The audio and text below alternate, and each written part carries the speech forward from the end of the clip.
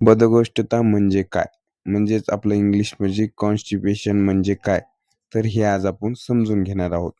तर बद्धकोष्ठता म्हणजे शौचालयाला नीट किंवा नियमित न होणे.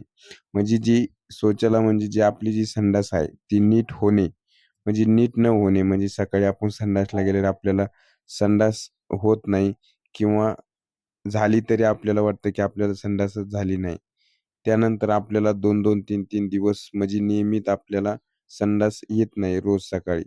तर असे जर तुम्हाला झालं असेल तर तुम्हाला कॉन्स्टिपेशन झालं असं समजायचं. त्यानंतर शौच करताना खूप जोर लावावा लागणे किंवा शौच झाल्यानंतरही पोट पूर्ण साफ न झाल्यासारखं वाटतं.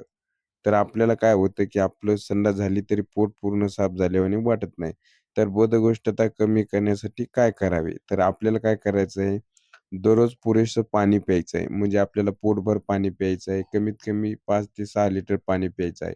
त्यानंतर फळे आणि भाजीपाला आणि आपल्याला फायबरयुक्त अन्न खायचं आहे. ज्यामध्ये जास्त प्रमाणात फायबर आहे, ज्यामुळे आपली जी पचनक्रिया आहे ती सुधारेल. त्यानंतर नियमित व्यायाम किंवा चालण्याची सवय ठेवा.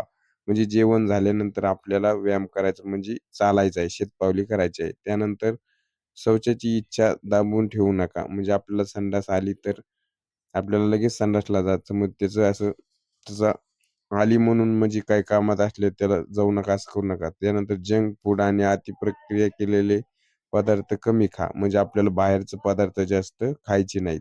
त्यानंतर डॉक्टरचा सल्ला कधी घ्यावा? जर बद्धकोष्ठता 2 ते 3 आठवड्यापेक्षा जास्त काळ टिकत असेल, त्यानंतर तीव्र पोटदुखी होत असेल, तर शौचात रक्त दिसत असेल किंवा वजन अनपेक्षितरित्या कमी होत असेल, तर आपल्याला डॉक्टरांचा सल्ला घ्यायचा आहे. तर अशा प्रकारे आजची माहिती होती.